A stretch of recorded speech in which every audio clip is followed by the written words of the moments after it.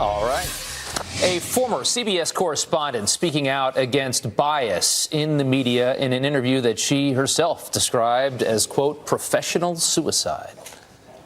But in this country, 85% of journalists are registered Democrats. So that's just a fact. We've abandoned our pretense, or at least the effort, to be objective today. All right.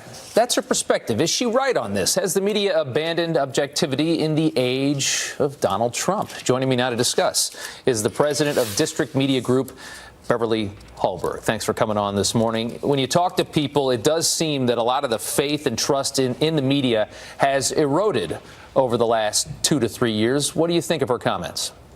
Well, I completely agree with her. I think she was very brave to come out and say what she did. You played that clip. It's professional suicide for her to do so. But I think it's important to point it out. I think even this lack of objectivity, often the reporters don't even know that that exists. There was a story last week about reporters helping Kamala Harris pick out a jacket. They retweeted this, saying they thought it was great.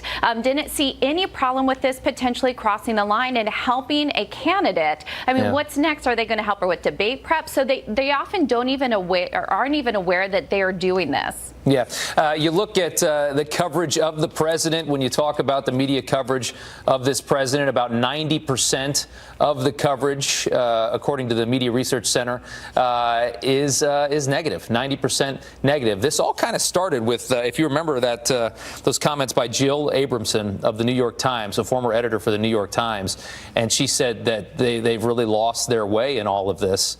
To have this kind of backed up by a very solid former CBS reporter, it doesn't bode well for the media.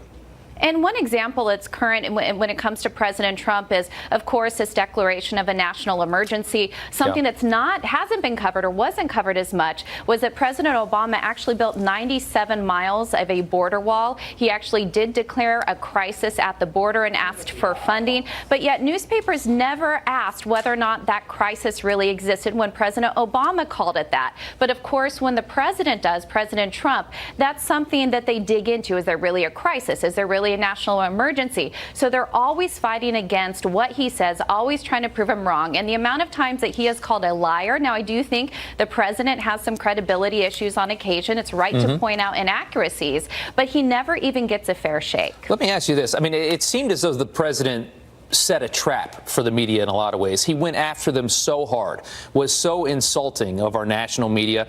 And I feel like if the media would have stayed above the fray and let him go low and they stayed high, they could have done a much better job of this. But instead, they went right down with him and went right back after him.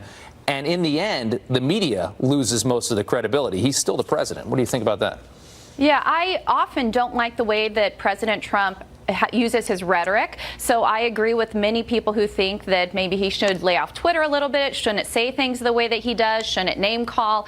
But when the media retaliates, it actually proves his point. There are so often when he calls them fake news, he says that they're dishonest, and often they do prove to be that way. So I actually think they're giving a lot more credibility to what the president says. And here's the other part. One of the reasons why people in this country do like that the president has called out the liberal mainstream media is that so often we have seen it over the years that this is how they treat conservatives. Look at, you mentioned the Covington case, which is now suing the Washington Post. The way those boys, and specifically that one boy, was treated, we see that, and it's horrific. And we also know that this has happened far too often. Yeah, it's interesting stuff. Big comment from a former 60 Minutes reporter. Thank you so much, Beverly. We appreciate it. Thank you.